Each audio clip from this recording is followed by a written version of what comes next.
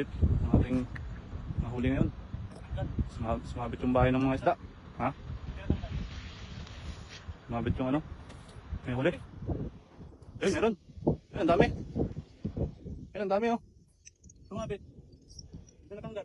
Yung ano, yung bahay nila. Nakuha yung bahay nila.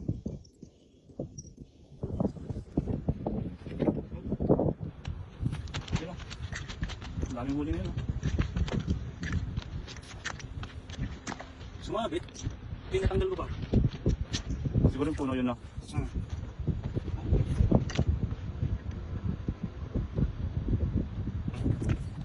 Ano ko? Mga mayan siklit. Okay. Ang laki ng huli oh.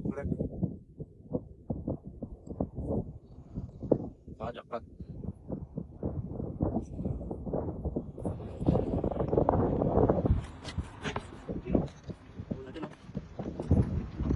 Apat na ano, ay tatlong mayan.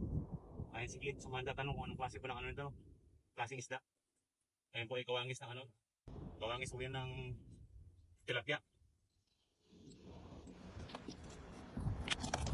Ayun.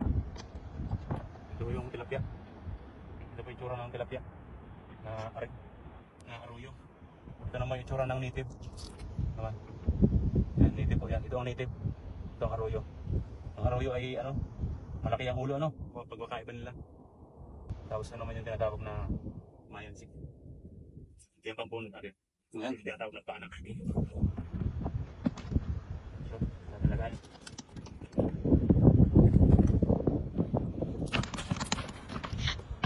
Wala tayong mga yun.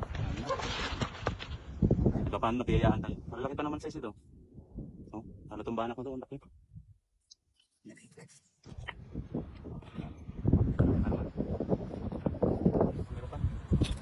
Natin baka ano, hindi marami pa sila dyan.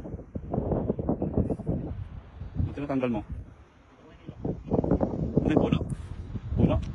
Baka naglaging bulsa.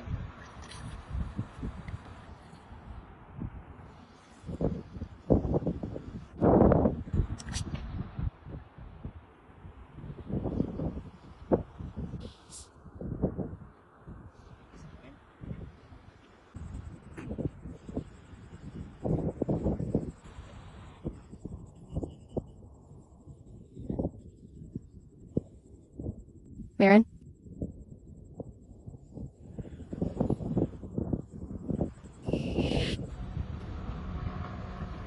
Sonar moats. Summer